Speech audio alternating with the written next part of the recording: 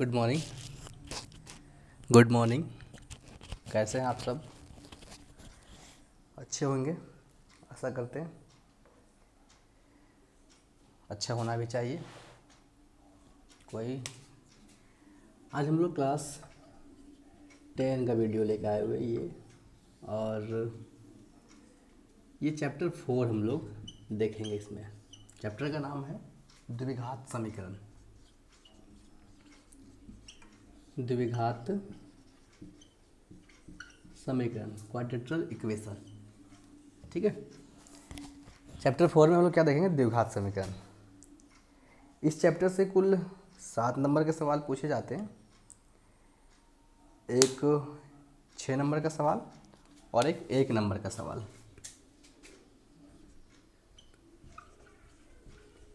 Six marks का सवाल। एक क्वेश्चन 6 नंबर का, एक क्वेश्चन 6 मार्क्स का, और एक क्वेश्चन जो है वो 1 मार्क्स का पूछा जाता है। तो ये मार्क्स के दृष्टिकोण से बहुत इम्पोर्टेंट चैप्टर है। मतलब 6 नंबर का पहला सवाल इससे पूछा जाता है। हम 6 नंबर वाला सवाल पूछ रहे हैं। देखिए, एक क्वेश्चन जो 6 नंबर का 5 सवाल पूछा जाता है बोर्ड में, उसमें एक क्वेश्चन इस चैप्टर से पूछा जाता है। चैप्टर बहुत आसान है। बहुत आसान का मतलब इसमें कुछ हमें निकालना नहीं है, सिर्फ हमें समझना है कि द्विघात समीकरण है क्या। अगर हम देखें तो ax² plus bx plus c बराबर 0, ये द्विघात समीकरण है। ये जो है वो द्विघात समीकरण है। एक समीकरण हम लोग देखे थे ax plus bx plus c बराबर 0, ये रैखिक समीकरण था। रैखिक मतलब सीधा, जिसमें स्क्वायर नहीं हो। इसमें क्या है? एक में स्क्वायर है। ax² plus bx plus c बराबर 0,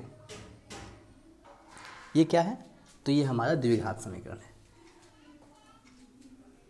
यह द्विघात समीकरण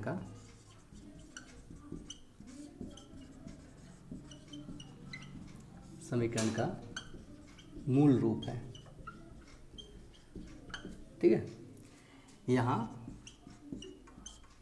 a does not equals to 0, a जो है 0 के बराबर नहीं होना चाहिए। ये सबसे इम्पोर्टेंट चीज़। हमेशा द्विघात समीकरण इसी रूप में होता है, ax² plus bx plus c बराबर 0 के रूप में। अगर हम द्विघात समीकरण का हल करें तो इसके लिए हमें कुछ फार्मूले की जरूरत पड़ेगी। सूत्र, अगर हम सूत्र की बात करें तो देखिए यहाँ a b c हमारे पास है। एक चीज़ और हमें निकालना होगा, d बराबर होता है b² माइनस 4ac। पहला फार्मूला d बराबर b² माइनस 4ac। और अगर हम मूल की बात करें तो मूल के लिए x बराबर minus b plus minus under root d बटा 2a, ये हमारा फार्मूला होता है मूल के लिए। इसमें अगर मूल निकालेंगे तो अल्फ़ा, एक बार इसे कैलकुलेट करने के बाद अल्फ़ा निकालेंगे माइनस b प्लस अंडर रूट d बटा 2a, और फिर बीटा माइनस b माइनस अंडर रूट d बटा 2a। यानी अल्फ़ा के लिए एक बार जोड़ करेंगे और बीटा के लिए एक बार घटाव करेंगे। ठीक है। तो हमारा 2 मूल प्राप्त हो जाएगा। नोट में लिख लेंगे। अल्फ़ा निकालने के लिए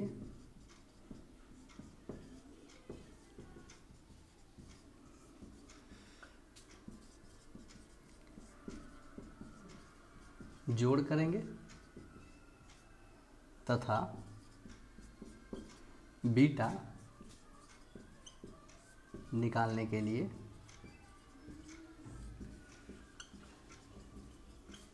घटाव करेंगे। कोई दिक्कत नहीं। तो हमें ये प्राप्त हो जाएगा। तो हम ये मान के चलें कि हमें कुछ नहीं चाहिए, सिर्फ हमें देखना है कि ax² plus bx plus c के रूप में है या नहीं। अगर ax हुआ bx प्लस c के रूप में हो तो हमारे पास a है, b है, c है, हम निकाल देंगे d। जब d का वैल्यू निकल जाएगा तो हमें इस फार्मूला बैठा देंगे। इस फार्मूला बैठाएंगे तो हमें हमारा मूल प्राप्त हो जाएगा। मूल अस्तित्व में हो तो हमें प्राप्त हो जाएगा। हम इसे समझने के लिए एक उदाहरण देखते हैं और उस उदाहरण में हम पूरी तरह इस क्वेश्चन को इससे डील करने का प्रयास करते हैं। आप आसानी से इस उदाहरण को सही तरीके से समझें। आप बुक खोल लें, क्योंकि बुक जो है आपके सामने होगी तो ज़्यादा समझ में आएगा। चलिए देखते हैं, उदाहरण 1 देखते हैं।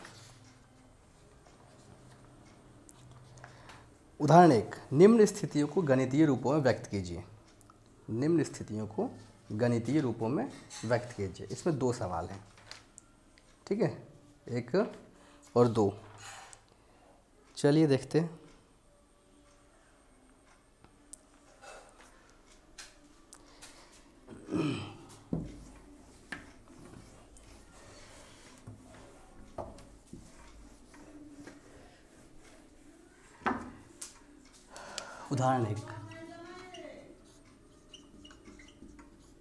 उदाहरण एक का पहला नंबर सवाल कह रहा है कि जॉन और जीवंती दोनों के पास कुल मिलाकर 45 कंचे हैं। जॉन एक लड़की है, जीवंती भी एक लड़की है, दोनों के पास कुल मिलाकर कितने हैं? 45 कंचे हैं। और दोनों 5-5 कंचे खो देते हैं। अब उसके पास कंचों की संख्या गुणनफल 124 है। हम जानना चाहते हैं कि आरंभ में उसके पास कितने कंचे थे। तो मान लेंगे, माना कि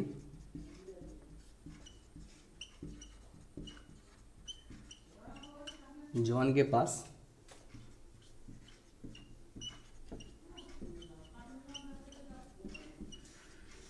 कंचों की संख्या बराबर x। जॉन और जीवंती के पास 45 कंचे थे दोनों मिला के। तो जॉन के पास और जीवंती के पास, मान लेते जॉन के पास x कंचे हैं, तो जीवंती के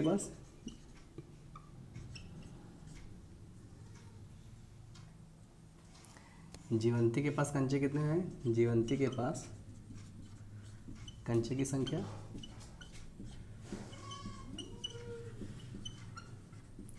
बराबर 45 माइनस x। मान लेते हैं तुम्हारा आपके पास 10 रुपया है, आपके और आपके दोस्त के पास 10 रुपया है। कोई बोला कि आपके और आपके दोस्त के पास 10 रुपया है। अगर आपके पास 4 रुपया है तो दोस्त के पास कितना होगा? 6 रुपया। तो इसका मतलब क्या कि 10 माइनस 4 तो 6 आया। तो यही हम किए कि मान लिए कि जॉन के पास x कंचे थे, तो जीवंती के पास कितने होंगे? 45 माइनस x कंचे। आगे बढ़ते हैं। बोल रहे कि दोनों ने 5-5 कंचे खो दिए। दोनों ने 5-5 कंचे खो दिए। तो 5 कंचे 5-5 कंचे खोने के बाद 5-5 कंचे खोने के बाद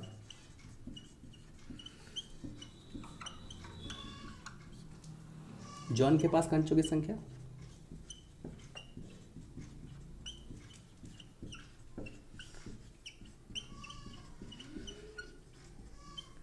बराबर x माइनस 5 और जीवंती के पास कंचों की संख्या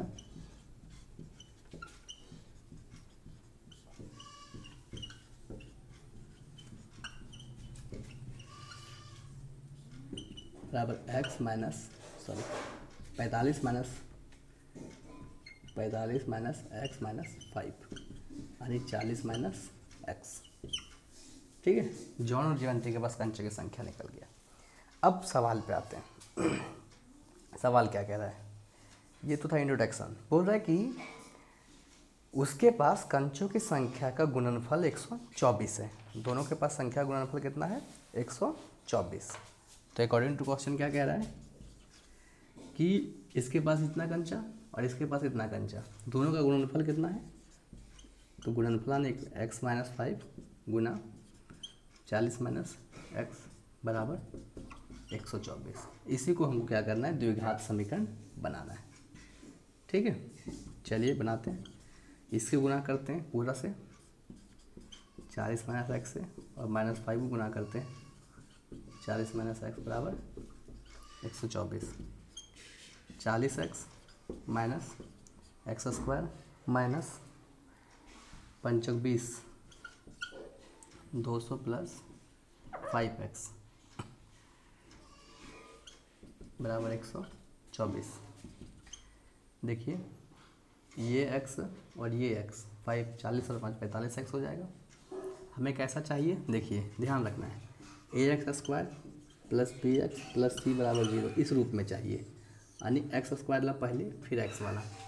तो इसको पहले कर लेते हैं, माइनस x² प्लस 40 और 5 45x माइनस 200 और बराबर में 0 है तो इसको इधर ले आना होगा, तो माइनस 124 बराबर 0।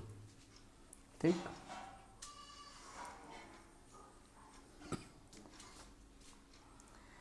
यहाँ देखें तो minus x² plus 45x minus 324 बराबर 0।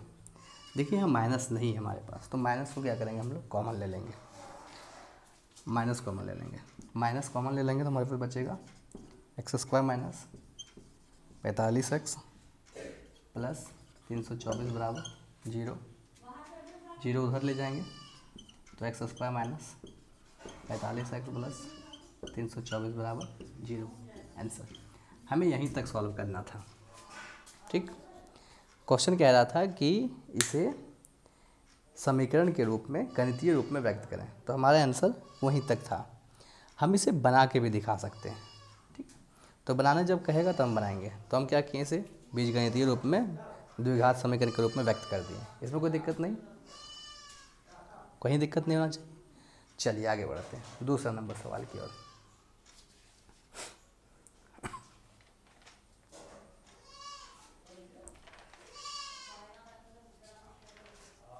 सवाल नंबर 2, उदाहरण 1 का दूसरा नंबर।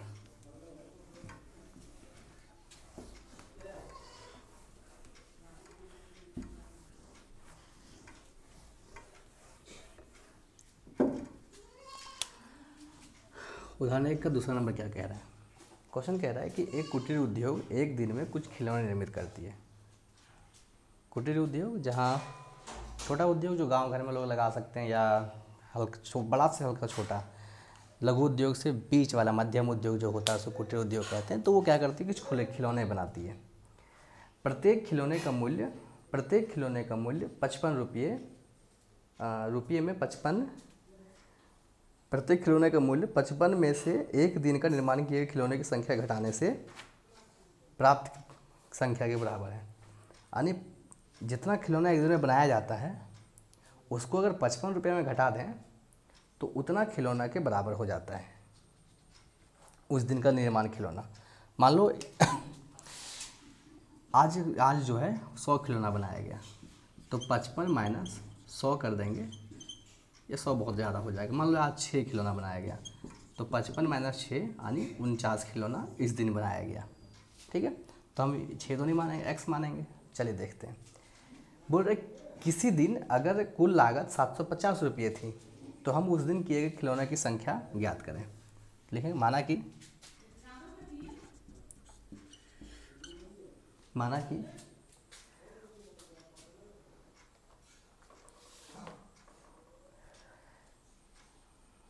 कुछ खिलौने निर्मित करने का मूल्य 55, माना कि उस दिन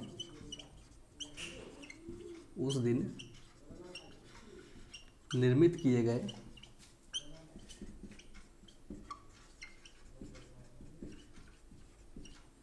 खिलौने की संख्या बराबर x। एक दिन था जिसमें निर्मित किए गए खिलौने की संख्या हमने x मान लिया।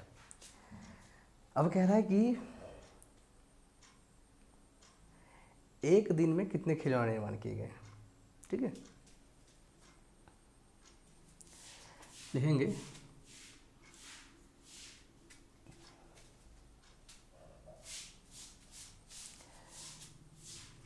उस दिन निर्मित किए गए खिलौने का मूल्य कितना कह रहा था, तो 55 माइनस x रुपया। ठीक, जितना खिलौना बनाया गया था उसे अगर 55 में घटा दें तो उसका मूल्य निकल जाएगा। ठीक, अब सवाल पे आते हैं। सवाल क्या कह रहा है? सवाल कह रहा है कि एक दिन था जब कुल लागत 750 रुपये थी, तो बताइए उस दिन कितने खिलौने बनाए गए। तो 55 माइनस एक्स यानी इतना रुपया का खिलौना, इतना खिलौना बनाया गया। किस दिन? जिस दिन भी बनाया गया होगा उस दिन उसका लागत कितना था? 750 रुपया। इसको कैलकुलेट कर देंगे। 55 एक्स माइनस एक्स स्क्वायर बराबर 750। हम पहले ही इधर करेंगे, इस पर बैठाएंगे। देखिए a x square plus b x plus c बराबर 0। तो हम क्या करेंगे? Minus x square plus 55 x minus 750 बराबर 0। माइनस कॉमन ले लेंगे तो x square minus 55 x plus 750 बराबर 0। एक्स स्क्वायर बराबर कुछ माइनस चल जाएगा, बराबर कुछ 0 हो जाएगा। तो x square minus 55 x plus 750 बराबर 0। यही तो आंसर है, हमें यही लाना था। तो इस प्रकार हमें ये प्राप्त हो गया, x square minus 55 x plus 750 बराबर 0। ये आंसर हो गया। ये हमारा अभीष्ट द्विघात बहुपद है। आपके दिमाग में एक सवाल चल रहा होगा, सर यहाँ तो प्लस है, यहाँ प्लस है, तो इसको जो है इस प्रकार लिख सकते। देखिए एक्स स्क्वायर प्लस माइनस ऐसे लिख सकते हैं, इसमें कोई दिक्कत नहीं होगा। तो चलिए इस वीडियो में हम लोग उदाहरण एक ही बनाते हैं। उदाहरण 2, एक काम करते 2 देख लेते हैं। उदाहरण 2 देख लेते हैं, इसके बाद अगला वीडियो में एक्सरसाइज चलेंगे। ठीक है, चलिए उदाहरण 2 देखते हैं।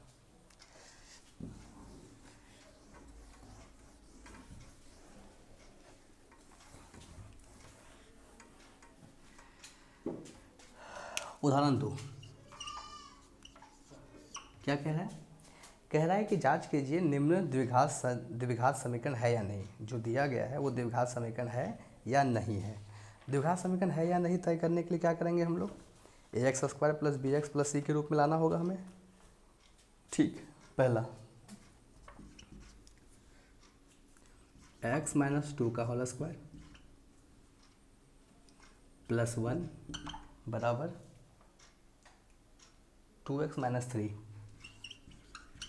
इसे कह रहा है द्विघात समीकरण है या नहीं। तो इसे हल करेंगे, लिखेंगे x माइनस 2 का होल स्क्वायर प्लस 1 बराबर 2x माइनस 3। ठीक है, a plus b, a minus b का whole square, a square minus 2 into x into 2 plus b square plus 1 बराबर 2x minus 3। X square minus 4x plus 4 plus 1 बराबर 2x minus 3। X square minus 4x plus 5 बराबर 2x minus 3। ये आपको पता ही है solution करना। X square minus 4x बराबर की साइड 0 होता है, सबको इधर ले आएंगे, प्लस 5 माइनस 2x प्लस 3 बराबर 0। अब देखिए एक्स स्क्वायर इसको और इसको माइनस माइनस प्लस, तो माइनस 6x प्लस इसको और इसको 8 बराबर 0। X square minus 6x plus 8 बराबर 0। ये देखिए a x square plus b x plus c के रूप में, इसको कैसे लिख दें?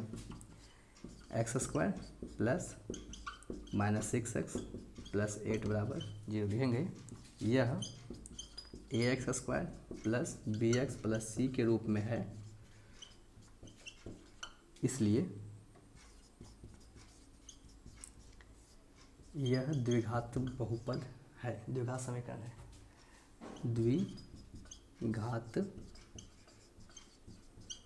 समीकरण है आंसर। तो हमें क्या लाना है? हमें इस प्रकार लाना है, a x square plus b x plus c के रूप में लाना है, बराबर 0 लिख सकते हैं। बराबर 0 के रूप में है, इसलिए यह द्विघात समीकरण है। तो हमारे पास आ गया ये, यहीं भी यहाँ भी लिख सकते थे हम लोग। एक स्टेप हम लिख दिए कि आपको कन्फ्यूजन ना हो कि सर यहाँ प्लस प्लस की बात कर रहे हैं, यहाँ माइनस कहाँ से आ गया, तो प्लस आप यहाँ भी लिख सकते हैं। ये ऑलरेडी प्लस हमें दिखाई देता है, ये ऑलरेडी यहाँ अगर प्लस कर देंगे ब्रैकेट में देखें तो माइनस होगा, ठीक है। तो इस प्रकार हमने दूसरा का पहला क्वेश्चन बनाया। दूसरा भी देखते हैं, दूसरा का दूसरा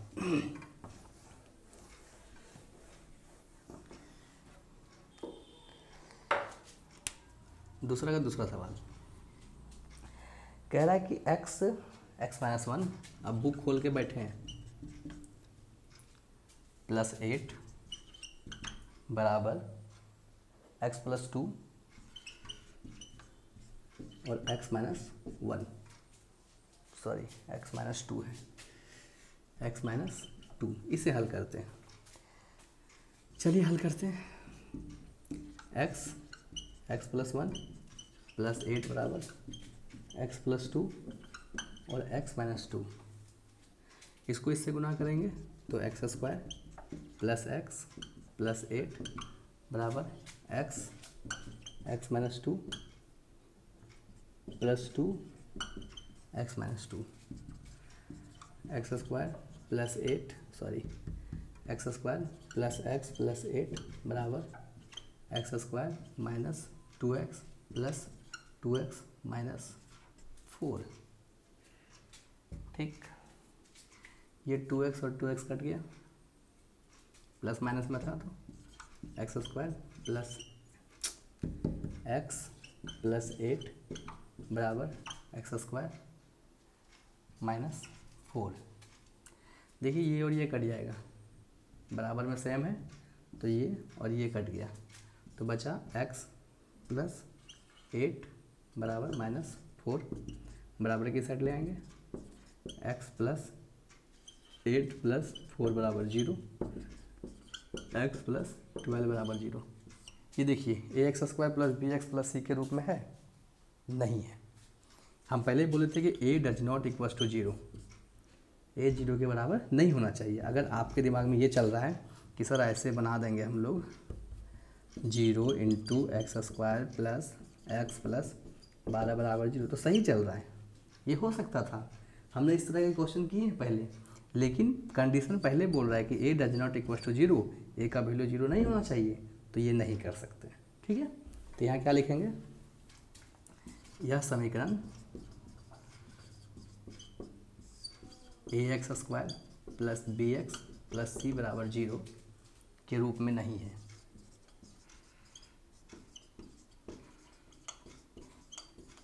नहीं है, इसलिए यह द्विघात समीकरण नहीं है।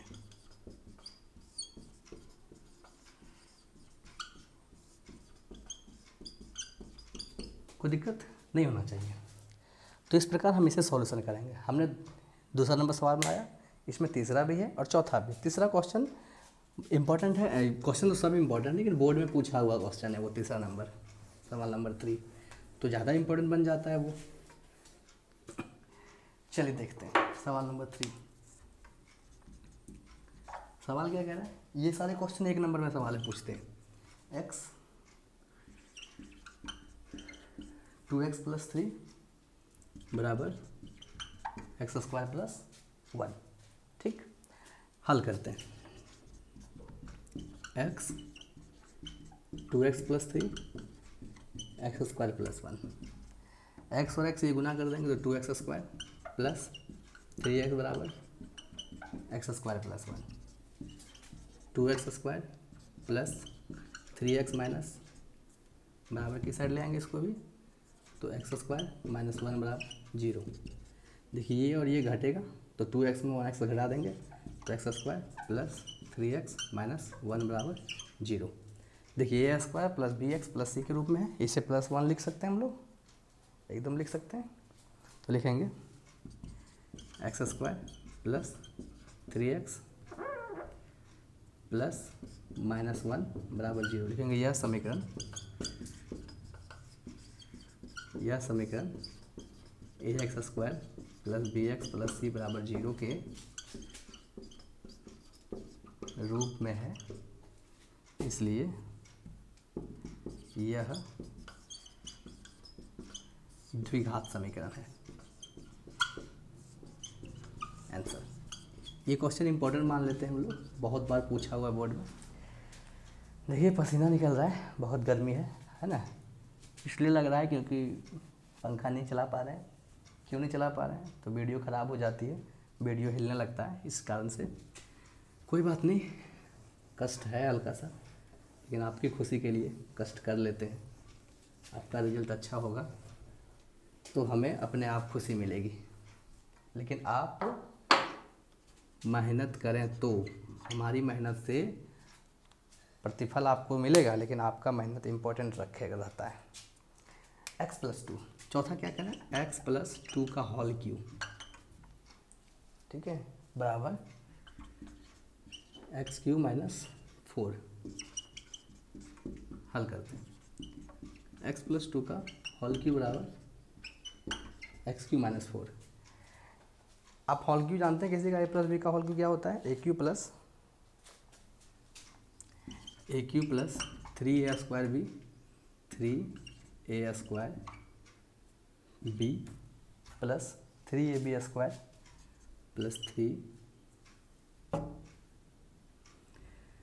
b + 3ab² 3 × x × square + b² b³ 2 का क्यूब बराबर x³ - 4।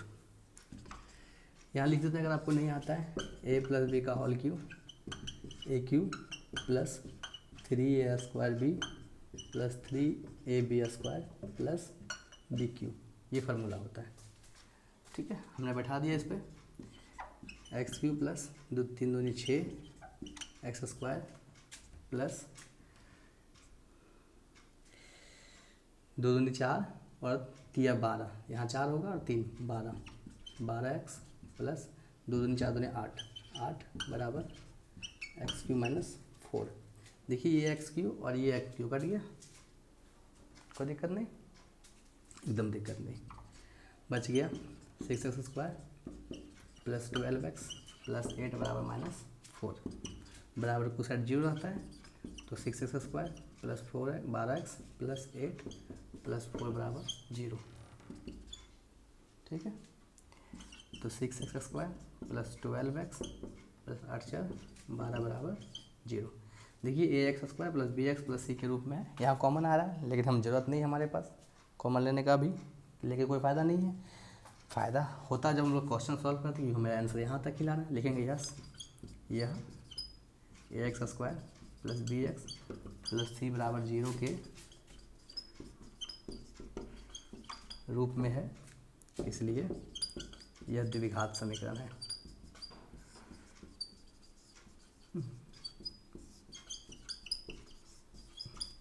ठीक है, तो इस प्रकार हमने उदाहरण 1 उदाहरण 2 देखा। अब घर में रहिए, पढ़िए। अभी हम लोग मैथ पढ़ा रहे हैं, इसके बाद साइंस पढ़ाएंगे।